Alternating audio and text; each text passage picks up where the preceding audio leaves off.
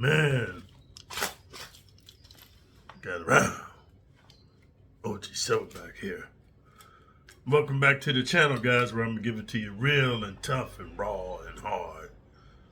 And give you tough love you never got from your mama and your absent papa and your fake OG homies who are just homosexuals setting you up just so they can go deep up in you and push your shit in. Without further ado, guys, I want to get in the topic of today's video, which is, in maximum security prison, fair weather friends will stab you in the back and bend you over to stick it in your butt to save their skin in the end. Hey guys, as within, so without. I want you guys to understand, especially you youngsters, a lot of you OGs, man, you dudes from 80 down to 60. And then, dude, you guys, man, and, your older dudes, man, from 59 down to 40. And the guys that I call the prime of your life, dude, from 30 to 39. I want you to understand this message today. When I talk to you guys about maximum security prison, I want you to understand we live in a prison planet. What does that mean? That means that the laws and the rules of society is such that you walk in a thin line, even if you're a square dude, law-abiding citizen dude. They passed the laws with feminism and gynocentrism, meaning that now women rule, and since women are the weaker vessel, I recommended this book called The Anatomy of Female Power, and it tells you how women are the most deadliest creatures on the earth, dude, because they know that they're weaker and they're smaller and they have a smaller window of a lifespan to be a hot girl summer. So they use, abuse, and manipulate men, dude, and use persuasion and covert tactics, dude, to fuck with your mind and your head to make you think they love you, they care about you, and they need you and want you. No, they just want to use you, bro. Now, I can't say all women because, I have experienced some good women in my life, but the majority of women I've experienced have been bad. And what I want to explain to you, you don't know the good until you've experienced the bad. That's why I tell you youngsters, man, who have eyes to see and ears to listen and a mind open to learn from an OG. I try to teach you to be the best version of yourself through my coaching calls, so that you can avoid the pitfalls, so you don't have to go through the detours and the potholes, dude, and the dead ends I went through as a youngster to really understand women and people. How that ties in today's video, the stuff I talked to you about in maximum security prison also applies on the street, because there's a lot of dudes, individuals released from prison, whether they were fortunate to get out or there was some law passed that let them out, or they somehow fell through the cracks, whatever. They're on the street and they're institutionalized. They apply their same prison psychology, their same prison mentality as they coerce through life, dude. And you encounter them. If you're a square dude, you don't know what time it is, they're going to manipulate you, dude, and then do some bad shit to you, man, because you're thinking a dude's your friend. So what it comes down to is this, guys. In maximum security prison, you have no friends. And these, even as I said in my previous videos, even if you know a dude from the street, heck, even if he's a family member, like he's your cousin, he's your brother, but you never done time with him, you don't really know him, because once you process through those gates and that wall, there's an assimilation. It's like the movie Star Trek. You get assimilated like the Borg. The rules and regulations that apply in maximum security prison are not the rules and regulations that you guys adhere to on the street. And I want to share this with you because it's very important. When you're in maximum security prison, all you have is two things. You have allies and enemies. You have no friends. So if you choose to associate with somebody, dude, be very careful about the information you share with these people. Whether it's where you're from, dude, your family, who's supporting you, where you live, what you did on the street, if you have a loving wife or a girlfriend, or if you have your parents in your life. Practice stoicism and minimalism, meaning that be a man of few words. Don't trust anybody with your information. Even if it's your brother, here's what I want to share with you guys. This is very important. You have to be very careful in maximum security prison because, dude, I'm going to tell you something. Everybody practices this thing here, dude. How to have a good first impression. Me, myself, I don't believe in good first impressions. I tell people all the time, this is who I am. And if you don't like it, it's cool, but I'm not going to acquiesce and appease to be somebody that I'm not just so we can have a relationship. Because then that relationship is based on a falsehood. I'd rather a person meet me and don't like me and don't fuck with me, and then we good, baby, as opposed to me pimping and pandering and being something that I think they want me to be, so I can get something from them, so I can have a relationship with them, so I can benefit. That's all it comes down to. The reason this is important, when you first hit maximum security prison, I don't care if it's your brother, your cousin, your uncle, heck, your papa, dudes you grew up, your homies from the street, dudes that's maybe you don't know them, but y'all from the same area, or y'all from the same hood, the same set, the same clique, and they trying to befriend you. Pull back and lay back. Here's why, guys. Everybody shows their true colors over time. A person can only put on a false facade, dude. Maybe for a day or two, or a week or two, or heck, if he's really good, he's really practiced, maybe a month. But after that, their true colors come out. And what you don't want to be is in a situation where you done told dude the keys to your kingdom. You don't want to be like Samson in the Bible, Samson and Delilah. He trusted this harlot. He trusted this 304. He trusted this slut, this proper garden tool. And told her the secret to his strength was that he told God he would never cut his hair. I'm a student of the Bible and the Quran, dude, and Confucianism and Hinduism and Buddhism.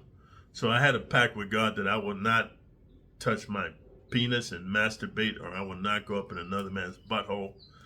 And in my belief, my pact with God, he gave me the powers of Superman, Samson, the Hulk, King Gilgamesh, Goliath, and the Nephilim giants, bro. I'm telling you, I was slaying dudes. I was stronger in prison than I was on the street. And when I was on the street, I'm not gonna lie to you guys, I was taking all type of different steroids and growth hormone, from Anavar to Decaderoblin to Primobolan to D-ball, testosterone, Cypionate, GH3. I was taking all kind of shit, bro, because I was trying to be Mr. Olympia. Not knowing that at the top of that heap, everybody's a gay for pay homosexual as well. So what I'm trying to say to you guys, man, when you first hit maximum security prison, even if you think you know a dude, but if you've never done time with the dude, lay back like Fat Joe's got a song called Lean Back. Man, just lay back in the cut, man, and just tell the dude, oh, I'm cool, homie. Hey, homie, you from 16th Street? Yeah, me too, man. Hey, you know what, man? We gotta look out for each other from here, man. Hey, why don't you move into my cell, man? I'm gonna hook you up with some Zoom Zooms and Wham Whams, shower shoes, soap. Nah, homie, I'm cool. I appreciate it. All due respect, I'm gonna do my own time. Nah, man, you can't ride alone in here. You know, it's wolves and savages and gorillas and barbarians, man. We gotta have each other's back. Hey, man, but check this out, homie. However you had your back before I got up in here, continue to do that, dog. Like, I'm trying to be respectful, man. Respect my boundaries, man. Let me just lay in the cut myself. And if you really down for me, dude, you're going to watch my back. But I ain't moving up in your cell, and I don't need you to bless me with nothing. And here's why, guys. When you first get to maximum security prison and you're so eager to join something, to be a part of something, and to fit in, dude, and to blend in so that you don't stick out like a sore thumb. Everybody in prison know that you're a weak, soft motherfucker, man. And this is why I try to tell you youngsters, man, even if I hurt your feelings and you're in your feelings and you feel like I'm picking on your generation, I'm not. I'm just pointing out the differences, dude. Every generation, why do you think they have baby boomers and Generation Z and Generation X and Generation YP and Generation LBTKQ and Generation X and all? Why do you think they label all these generations, guys? I'm gonna tell you something. Because the evolutionary psychologists, man, and the sociologists, dude, and the anthropologists, they understand that different eras in time create different types of a psyche or a mindset. And I'm not proud of it, but the 60s created a hardcore dude because we came on after the ends of the recession, bro. And our forefathers before us, they survived through the recession. They taught you how to work hard, save money, dude, depend on yourself, how to work with your hands, how to fight with your fists, dude, and how to protect those who were weaker and softer than you.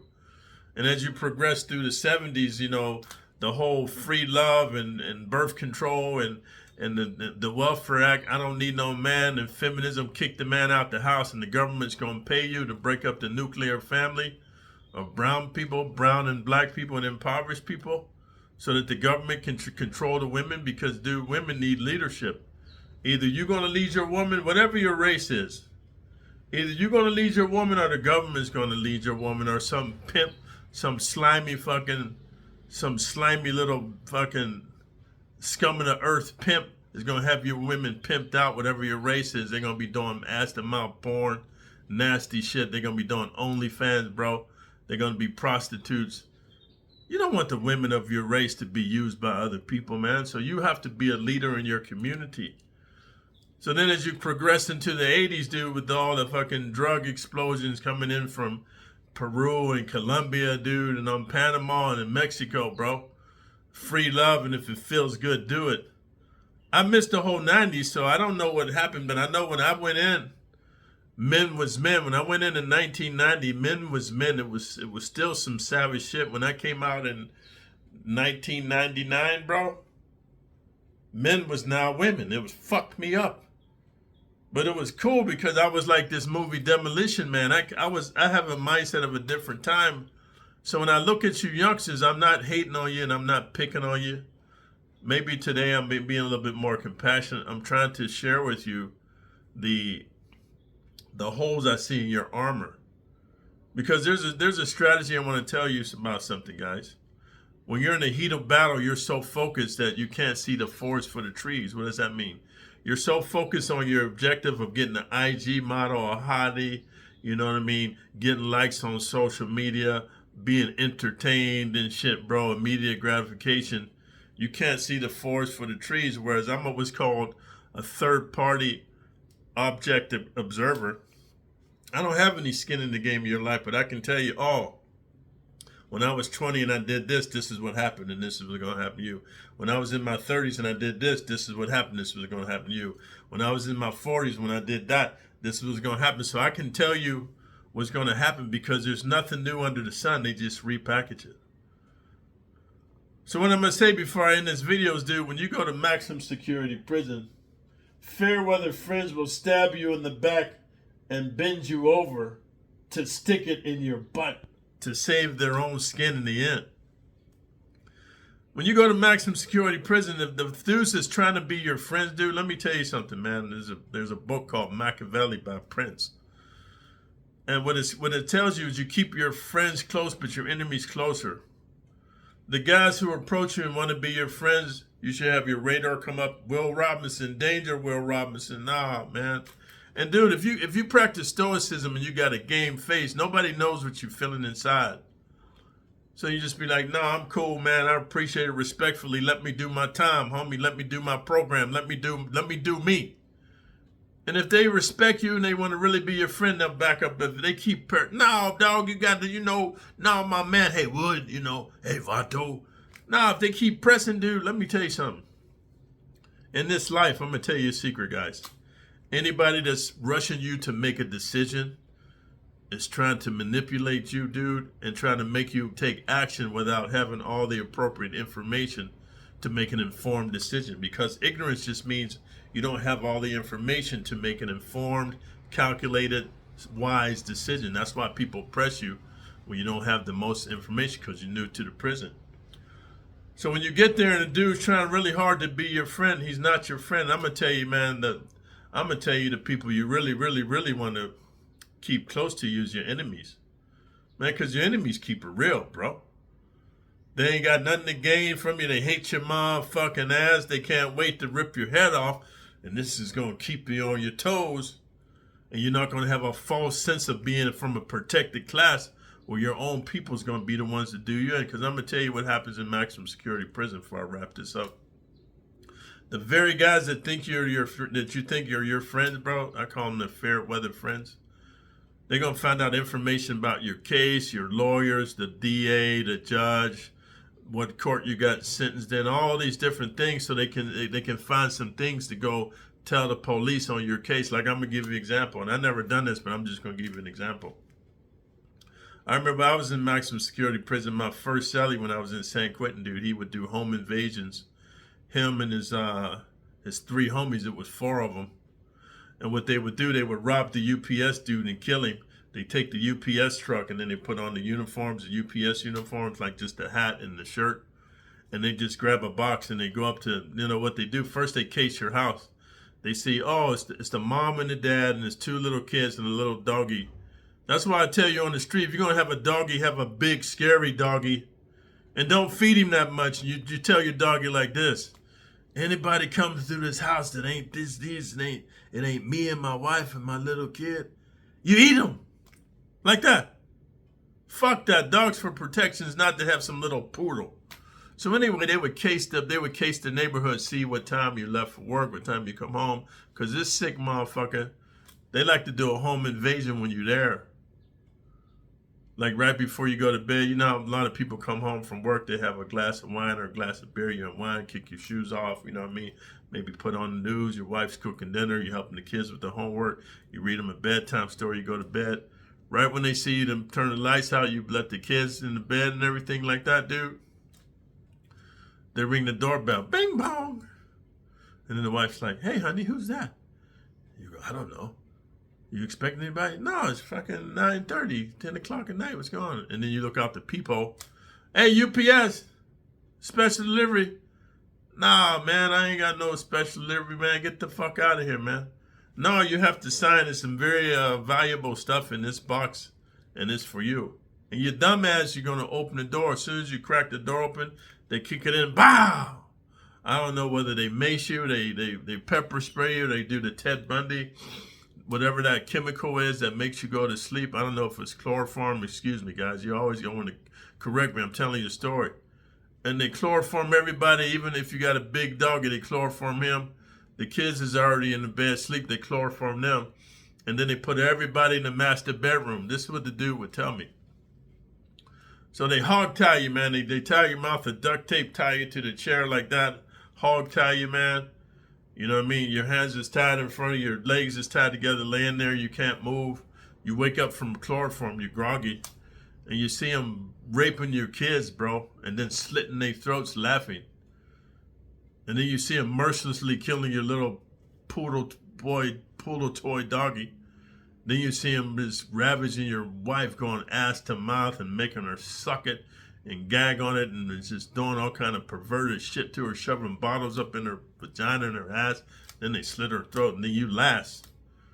And these are sodomites. They don't even really like pussy, but they want to send you off to your journey, knowing that your wife and kids was violated in the worst way. Now you last, and they kill you, man. And the dude told me then they would have a barbecue, and they would eat the motherfuckers, man. I had to stomach that and sit there. So then he was asking me questions about my case, dude. And I want to be honest with you. I'm not going to go too much into my case because of the statute of limitations. There is no statute of limitations on some of my crimes. But the three people on the live, dude, was just the tip of the iceberg, man, because I was on a murderous reign. And I'm not trying to compare myself to Bean from State Property. I'm not trying to say, I'm the dude Omar from The Wire. All I'm saying is, when I was on crack cocaine, I was possessed by demons, and I didn't give a fuck. I didn't care if I lived or died. Why? I fucked off my military career. I fucked off my family, dude. I fucked off my bouncer job, dude. I fucked off my bodyguard job. I fucked off my real estate job. I had all these great things going for me, man. I was on my way to be somebody. I fucked all that off because I was afraid to go back to combat, and I hit a crack pipe, dude. Now, you can blame my commander for wanting to send me back to combat when I only had 3 months left. You can rationalize all you want. I didn't have to hit the crack pipe. I don't care if my squad leader told me we're going to kill some turbo heads and this crack shit gives you superpowers. I didn't have to listen, but I did. I didn't know I had addictive personality. But then dude, when I unalived those people and they kicked me out of the military, bro, and they turned me over to the court system, and I was out on bail because it was involuntary manslaughter. Hey man, I knew my time. It was like an hourglass. I knew my ticket was. I knew it was a matter of time before I was gonna get locked up. I knew in the back of my head. So, dude, I was like Machine Gun Kelly. You ever see these criminals just on the run? They just knowing eventually when the cops catch you, they're gonna kill you. So you just on a murderous run, like the movie No Country for Old Men or something like that. Hey, bro, I was just on some savage shit. So when I would go to a new, I went from city to city, state to state. I didn't give a fuck. And I would find a dude selling crack on the corner. And I'm not trying to educate you on what to do because this is a different generation. I'm just sharing with you what I did. I go to the young homie and I'd be like, hey, man, let me see what you got, man. And the dude be like, oh, this is what I got. I said, let me buy the whole thing. He said, you doing it like that? I said, yeah, man, we know me. I'm about my paper, man. Like, you know what I'm saying? You want to get some real paper, turn me on to your connection. And it might take 2-3 times, but youngsters don't understand that you never turn somebody on to your connect, but they so greedy about the money because I bought everything they had. This was the strategy I did. So then they turn me on to the connect, and connect be like, hey, man, I ain't looking to make no new friends, homie, and everything. But no, it's cool, man. And I just show him I got a bag full of money, man. I'm just here, man. You know what I'm saying? We can all get down and make money together. You know, I'm a new dude in town. I'm just trying to come up. We can come up together. When motherfuckers see money, it's 3 things come in their mind. Number 1, this dude's about his paper. Number 2, hey, man, maybe we can double and triple our money. Or number 3, I'm going to rob his bitch ass. And I'm going to get to the moral of the story, but the moral of the story, to let you know, to wrap this little scenario of my life, I'm giving you a peek into my life. Whenever they set up the meeting spot, dude, I already knew I'm from out of town, man. It's just me and my 3 little homies, you know what I mean? It was 3 dudes I was in the military with. We all got kicked out. We was on a rampage, dude. So I already knew we was outnumbered and outgunned, so it don't matter wherever they wanted us to meet, man. And this is a true story. If you don't believe me, you hit up Big Herc or you hit up Nate Dogg 916. They saw my paperwork, dude, what I got caught with. Hey, man, I would strap a mortar to my fucking stomach, dude, and I'd have some hand grenades in my pockets, man. So then we get to the meeting spot, and I knew that it was a setup. Motherfuckers want to jack me. And they'd be like, hey, man, you got the money? And I'd be like, hey, man, we ain't here to fucking play no games. And I open up my jacket, and I show them the mortar. And those of you who don't know what a mortar is, bro, it's an explosive device that says face toward the enemy. And when you hit the button, dude, it blows out that way. Yeah, I might get kicked back, but they blowed up. Open up my jacket, man, and I got a hand grenade in my hand, and I take the fucking pin out. Man, shut the fuck up. Tell me where the money is, or we all going to fucking meet Jesus. Because, bro, I didn't care. So when you youngsters come over here talking about, oh, you capping and you ain't hard, and you ain't, man, you ain't even on my level of savagery. But what I'm trying to explain to you, when you get to maximum security prison, dudes act like they're your friends so they can get the details of your case, so they can turn around and either contact the warden dude, or they can contact the commissioner of the Department of Corrections, or they can contact the judge in your case and say, hey, I got some information on the OG Silverback case. He did XYZ that you guys don't know about. And can you let me out early if I tell you what's really going on? Can you reduce my sentence, man? Yeah, that's how motherfuckers are, man. Because in maximum security prison, fair weather friends will stab you in the back and bend you over to stick it in your butt to save their skin in the end. You ain't got no friends in there, man. So don't talk too much, man. Don't let your guard down, dude. And don't become friendly with nobody, because either they are allied to help you keep dudes from taking your cheeks, or they enemies, man, who want to put you to sleep. But either way, you're walking on eggshells. And never forget that. Always stay on your toes. So if you guys like the realness and the rawness and learning the truth what goes on there, man, prison is not a fucking game. Maximum security prison. I don't even know why they call level 1 and level 2 prison. They should call them booty camp, dude. Skipping through the daisies and shoving marshmallow in your ass camp. It ain't prison, dude. You ain't prison till you doing decades with some dudes ain't never getting out. So you want to hear the truth of what really goes on there and quit listening to these other prison channels glorifying it, making you think it's something cool. When you're going to get some stripes, you're going to be somebody, man. Subscribe to the channel. Leave a thumbs up, man. Leave a comment. Like, hey, man, good video. Nice knowledge. And more importantly, man, subscribe to the channel. Hit the notification all bell so you know when I'm going to give you a new video. And share the video. So until next time. This is Smart Hop, and you shall not take my chains.